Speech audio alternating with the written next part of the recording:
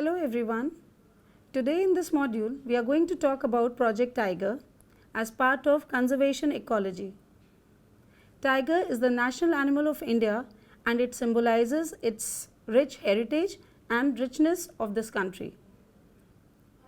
Though it is very unfortunate that the tiger population is dwindling at an alarming rate and now only 13 countries are left where tigers are being reported.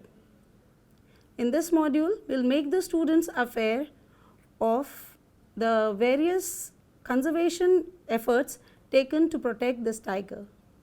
The learning objectives of this module are Introduction to Project Tiger, Tiger range countries, the species of tigers, the role of tiger in ecosystem, the plight of tigers at present, National Tiger Conservation Authority, a table about tiger reserves, studies on management strategies, and wildlife crime risk management studies.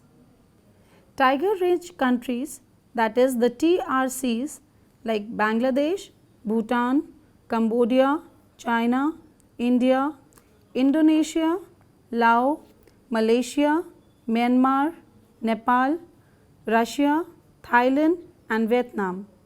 The tiger population is dwindling at an alarming rate and now reported in only 13 countries. The major environmental challenges which lead to the alarming decrease in tiger population include degradation from the effects of human population growth, brisk economic expansion, rapid urbanization, massive infrastructure development and climate change. The overarching challenge of tiger conservation and the conservation of biodiversity generally is that there is insufficient demand for survival of wild tigers living in natural landscapes. This allows the criminal activities of poaching wild tigers and their prey and trafficking in tiger derivatives to flourish and tiger landscapes to be diminished. The geographical distribution of tigers spans large parts of Asia, although it has greatly reduced in the last 50 years. Tigers are still found in a wide variety of forests including dry deciduous, moist deciduous, evergreen, riverine and mangrove. Tigers, unlike lions, do not live in families. They are largely individualistic and usually move around on their own. Although not much is known of their dispersal capabilities, it has been found that the males disperse 3 times faster than females. While the males disperse over 33 kilometers, females have an average dispersal of less than 10 km. Indeed, male tigers control stretches ranging from 200 km in thick forest to nearly 5 times in dry and arid regions. About 8 subspecies of tigers have been recognized, out of which 3 are extinct. Panthera tigris tigris, Panthera tigris virgata, Panthera tigris altaica, Panthera tigris sondica, Panthera tigris amoyensis, Panthera tigris bellica, Panthera tigris sumatrae and Panthera tigris corbeti. Based on molecular markers, 6 subspecies are now recognized. Among them, the first one is Amur tiger, second is Northern Indo-Chinese tiger, third is South China tiger, fourth is Malayan tiger, fifth is Sumatran tiger and sixth is the Bengal tiger. Distribution in India. The Indian subspecies is Panthera tigris tigris. Wild tigers are found in 18 of our states like MP, Maharashtra, Mizoram, Odisha, Rajasthan, Tamil Nadu, Telangana, Uttarakhand, UP and West Bengal. Project Tiger is being implemented in these states in collaboration with the respective state governments. About 18 states have tiger population. 44 tiger reserves in India are present, which spread over 70,244.10 square kilometer, and the population is 2,226 as per the 2014 census. The role of tiger in the ecosystem. Tiger, being at the apex of the food chain, can be considered as the indicator of the stability of the ecosystem.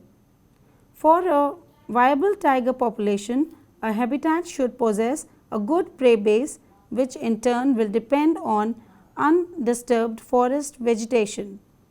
Thus, Project Tiger is basically the conservation of the entire ecosystem, and apart from tigers, all other wild animals also have increased in number in the project areas. The tiger is a very important member of the ecosystem that it inhabits. It shares a symbiotic relation with the jungle that harbor it. The tiger needs a minimum density of herbivorous ungulates to sustain it. The herbivores in turn need vegetation to sustain their population. There is a limited area of forest and hence foliage available. This means that there is a limited food for the herbivores to feed on. This in turn implies that a given forest area can sustain only a certain maximum number of tigers. Thus, conserving the tigers is not just about the number of tigers, it is much broader concept that required the conservation of the entire ecosystem. Irrespective of the role of tiger in ecosystem, it was hunted for various reasons, initially as game animal during the era of kingship and then by poachers who smuggled the body parts out of the country. A tiger may fetch as much as rupees 60 crores for a wildlife trader in India. Part of tiger's body is marketable, like $6,000 per kg for tiger's bones, $20,000 for the tiger skin, $1,000 per tiger skull, $900 per tooth and $100 per kg of tiger fat. The plight of tigers.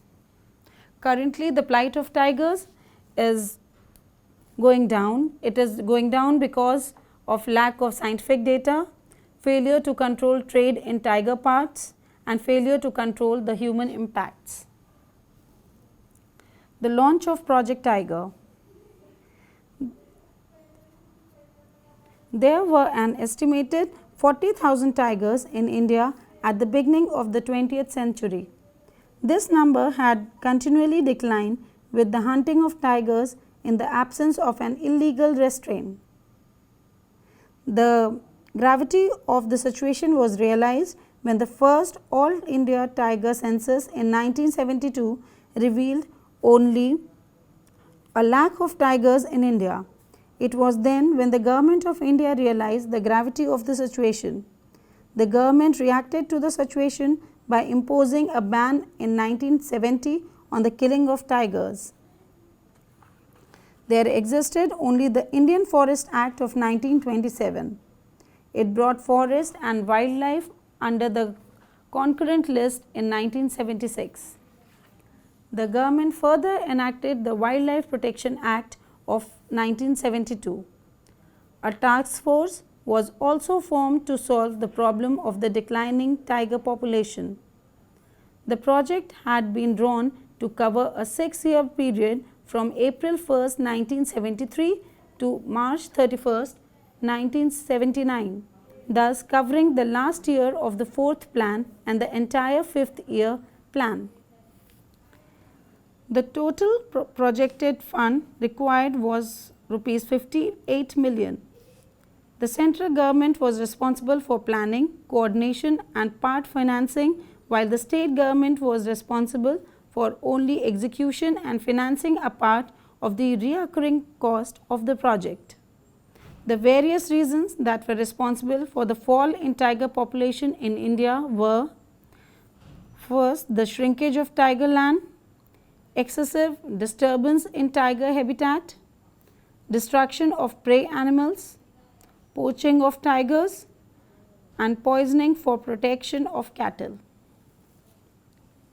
The task force of 1972 laid out guidelines for the formulation of management plans for various tiger reserves. Project Tiger was launched in 1973 with 9 tiger reserves, that is Bandipur, Corbett, Kanha, Manas, Melghat, Palamur, Ranthambore, Similipal and Sundarbans. The basic philosophy was to not interfere with nature. The survival of tiger was looked at from the logic of it being at the apex of food chain, and hence it followed that the natural habitat was to be sustained. A core buffer model was followed. The core areas were freed from all sorts of human activities and the buffer areas were subjected to conservation oriented land use. Each tiger reserve had management plans in accordance with the following principles. First, elimination of all forms of human exploitation and biotic disturbance from the core area and rationalization of activities in the buffer zone. Second, restricting the habitat management only to repair the damages done to the ecosystem by human and other interferences, so that to facilitate recovery of the ecosystem to its natural state. And third, monitoring the floral and faunal changes over time and carrying out research about wildlife sustained. Initially, the project started with a tiger reserve covering an area of 16,339 square kilometer with a population of 268 tigers. At present, there are 44 tiger reserves covering an area of 70,244.10 square kilometer with a population of over 2,000 tigers. The next slide shows us the tiger reserves and the states where these 44 tiger reserves are present in India. Karnataka has the highest number of tigers in the age group of 1.5 years with more than 408 big cats. Other states with significant population include Uttarakhand having 340, MP having 308, Tamil Nadu 228, Maharashtra 190, Assam 167, Kerala 136 and UP about 117 tigers. In this slide, we are going to learn about the management strategies or the steps to strengthen success of Project Tiger. The National Tiger Conservation Authority, that is NTCA, is a statutory body of the ministry with an overarching supervisory or coordination role performing functions as provided in the Wildlife Protection Act 1972. The day-to-day administration, management, field interventions and protections are done by the state officials in field formations, as the land belongs to the state. The role of Project Tiger or NTCA is to provide technical guidance and funding support. The All India Tiger Estimation is carried out once in every 4 years. Based on the Tiger Task Force approval, a refined double sampling method using camera straps is a statistical framework was first used in 2006 at country level tiger assessment. The second round of such an assessment was completed in 2010. Beside the once in 4 years snapshot country level assessment, the tigers are monitored in tiger reserves through a special field protocol. Phase 4 monitoring, which involves recording day-to-day field evidences in prescribed format, correlating camera trap pictures of tigers, collection of scat samples in difficult areas besides using smart patrolling protocols in some reserves. Every tiger reserve has a catalogue of camera trap photo capture of individual tiger. Due to concerted efforts under Project Tiger since 1973, India alone has the maximum number of tigers and its source areas amongst the 13 tiger range countries. Project Tiger has been more than successful in its endeavour and has put the endangered tiger, our national animal, on an assured path of recovery. In the contemporary global scenario, this effort hardly has any parallel. Recognizing the need to protect tiger, government initiated several measures aimed at conservation and protection of the species. Besides, efforts were made to prevent illegal wildlife trade to ensure a viable population of tiger in India. The main activities of Project Tiger include wildlife management, protection measures and specific eco-development activity. 28 tiger reserves were created in 17 states between 1973 to 74 and 1999 to 2000. The Project Tiger Directorate, the PTTD, in the Ministry of Environment and Forest at New Delhi is responsible for providing technical guidance, budgetary support, coordination, monitoring and evolution of Project Tiger, while the management and implementation of the project rest with the state government concerned. The India Eco Development Project was a pilot project initiated with the assistance to the World Bank and the Global Environmental Facility to conserve biodiversity through eco-development. The project addressed both the impact of the local population on the protected areas and the impact of the protected areas on the local population and envisaged to improve the capacity of protected area management to effectively conserve biodiversity and support collaboration between the state and local communities in and around ecologically vulnerable areas. Tiger now need a preservationist approach. Regional planning is important around tiger reserve to foster ecological connectivity between protected areas through restorative inputs with integrated land use planning. The management plan of a tiger reserve therefore needs to be integrated in larger regional management plans. Apart from this, certain suggestions are maybe the core outcome of this assessment of the protected area in conservation of biodiversity. Finalization of legal status of core and buffer area as national park and wildlife sanctuary respectively. Establishment of the strike force to strengthen protection, rehabilitation of new villages from buffer on priority, eco-development in villages in the multiple use area, joint forest management, staff orientation and training to improve the management capabilities and to provide them adequate essentialities to get their commitment. Building up of research and monitoring database to support conservation activities is also important. Wildlife protection and crime risk management. In the present scenario, this requires a widely distributed information network using state-of-the-art information and communication technology. This becomes all the more important to ensure the desired level of protection in field formations to safeguard an impressive gains of a focused project like Project Tiger. The important elements in wildlife protection and control are mapping and plotting the risk factors, sensitivity, categorization, crime mapping and immediate action for apprehending the offenders based on effective networking and communication. Space technology has shown the interconnectivity of natural and anthropogenic phenomena occurring anywhere on Earth.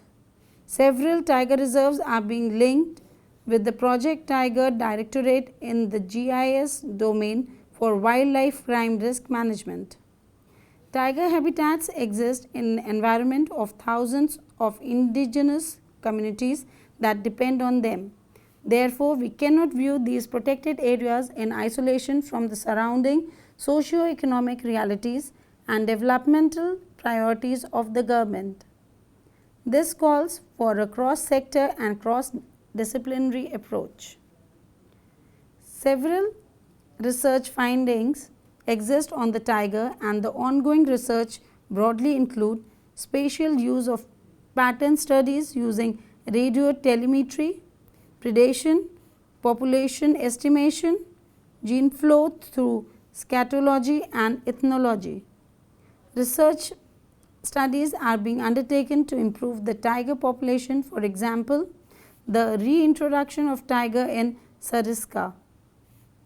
Since the tiger population is dwindling drastically in its entire distribution range, and Sariska, which is the westernmost distribution of tigers, has seen its complete extinction once over time, it has grown even more necessary to monitor and study the relevant holistic, ecological and socio-economical aspects that will address important issues like population dynamics, demography, territory size, dispersal, food habitats and response to anthropogenic disturbances of the introduced tigers. Likewise, for Melgat Tiger Project Reserve, monitoring tiger and its prey population for assessing the impacts of management interventions of protected areas as an effective tool for biodiversity conservation and was undertaken by Kazi in 2012.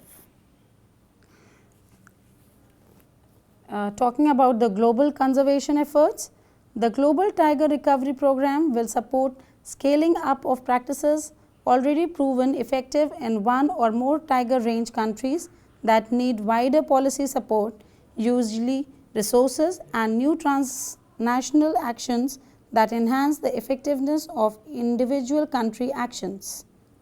The program is built on robust national tiger recovery priorities that are grouped into themes. First, like strengthening policies that protect tigers, protecting tiger conservation landscapes, scientific management and monitoring, engaging communities, cooperative management of international tigers landscapes, eliminating transnational illegal wildlife trade, persuading people to stop consuming tiger, enhancing professional capacity of policymakers and practitioners, and developing sustainable long-term financing mechanisms for tiger and biodiversity conservation. To summarize, we can say that not only in India but global conservation efforts are also being done to protect tiger. Cross-sector and cross-disciplinary approaches are done to prevent this animal from dying. Inclusion of study of ethnic tribes is important to prevent the killing. Rehabilitation and eco-development of bridges of these villages from buffer zones is important and is done on priority. So let's join hands and as citizens of India and help in protecting tiger. Thank you.